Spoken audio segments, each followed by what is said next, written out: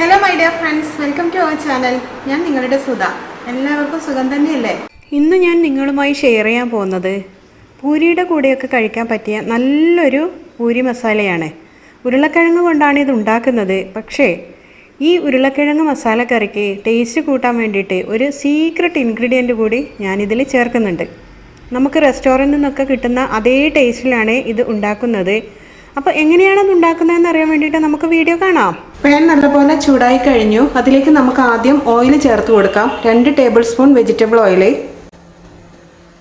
Oil ചൂടായതിന് ശേഷം 1 teaspoon കടുക് ചേർത്ത് കൊടുക്കാം.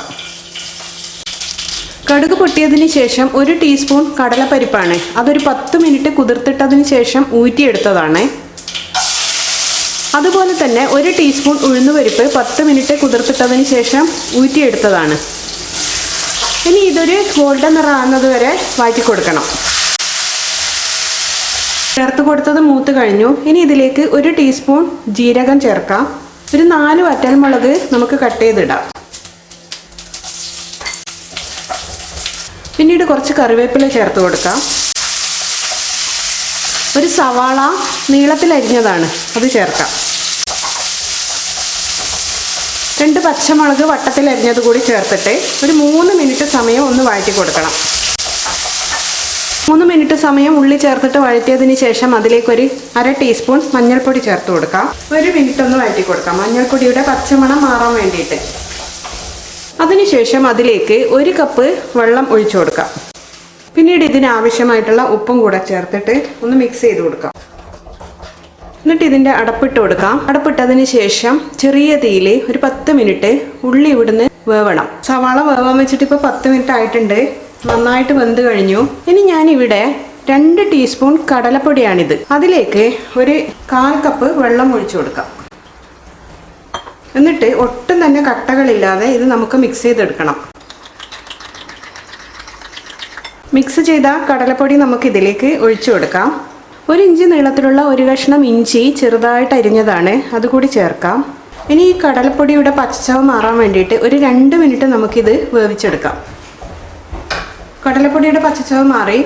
ഞാനിവിടെ 3 ഉരുളക്കിഴങ്ങ് വേവിച്ച് വെച്ചിട്ടുണ്ട്. കുക്കറിൽ 2 വിസിലടുപ്പിച്ചിട്ട് വേവിച്ചതാണ്.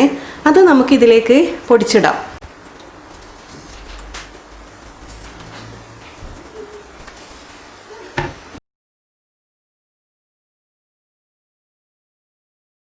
എല്ലാം കൂടെ നന്നായിട്ടൊന്ന് മിക്സ് ചെയ്ത് കൊടുക്കാം. മിക്സ് ചെയ്തതിന് ശേഷം ഗ്രേവിക്ക് ആവശ്യമായിട്ടുള്ള വെള്ളം കൂടെ ഒഴിച്ചു കൊടുക്കാം. നന്നായിട്ടൊന്ന് മിക്സ് ചെയ്ത് കൊടുക്കാം. ഇനി ഇതിലേക്ക് 1 ടീസ്പൂൺ ചെറുനാരങ്ങയുടെ ജ്യൂസ് കൂടി ചേർക്കണം.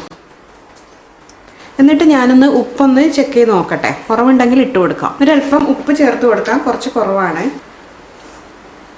ഇനി നമുക്ക് അടച്ചു വെച്ചിട്ട് ഒന്ന് തിളപ്പിക്കണം. ഇത് തിളച്ച് കഴിഞ്ഞതിന് ശേഷം ഒരു 3 മിനിറ്റ് കൂടി ചെറിയ തീയിൽ വേവണം. കറി നന്നായി തിളച്ച് കഴിഞ്ഞു. ഇനി നമുക്ക് ചെറിയ തീയിൽ ഒരു 2-3 മിനിറ്റ് കൂടെ ഇങ്ങനെ തിളപ്പിക്കണം. നമുക്കിതിലേക്ക് ഒരല്പം മല്ലിയില ചേർത്ത് കൊടുക്കാം, ഇഷ്ടമാണെന്നുണ്ടെങ്കിൽ ടേസ്റ്റ്. ഇനി ഒരു 2 മിനിറ്റ് കൂടെ കഴിയുമ്പോഴത്തേക്കും നമുക്ക് സ്റ്റൗ ഓഫ് ചെയ്യാം. അപ്പോൾ 2 മിനിറ്റ് ആയിട്ടുണ്ട്, സ്റ്റൗ ഓഫ് ചെയ്യാണ്. അപ്പോൾ വളരെ പെട്ടെന്ന് തയ്യാറാക്കാൻ പറ്റിയ നമ്മുടെ പൂരിയുടെ കൂടെ കഴിക്കാൻ പറ്റിയ പൂരി മസാല റെഡിയായി കഴിഞ്ഞു. പൂരി മസാലയെ കുറിച്ചിട്ടുള്ള ഈ സിമ്പിൾ വീഡിയോ നിങ്ങൾക്ക് ഇഷ്ടപ്പെട്ടോ? വളരെ സിമ്പിളാണ്, നല്ല ടേസ്റ്റിയുമാണ്. ഇഷ്ടപ്പെട്ടിട്ടുണ്ടെങ്കിൽ ഒന്ന് ലൈക്കും ഷെയറും ചെയ്യുക. അതുപോലെ ഒന്ന് സബ്സ്ക്രൈബ് കൂടി ചെയ്യുക. സബ്സ്ക്രൈബിന് ശേഷം വരുന്ന ബെല്ലൈക്കൺ കൂടി ഒന്ന് പ്രസ് ചെയ്യുക. ബെല്ലൈക്കൺ പ്രസ് ചെയ്താൽ കിട്ടുന്ന ഓപ്ഷനിൽ ഓൾ എന്ന ഓപ്ഷൻ കൂടി പ്രസ് ചെയ്യില്ലേ? വീണ്ടും മറ്റൊരു നല്ല വീഡിയോ ആയിട്ട് വരാം. അതുവരേക്കും ബൈ ബൈ.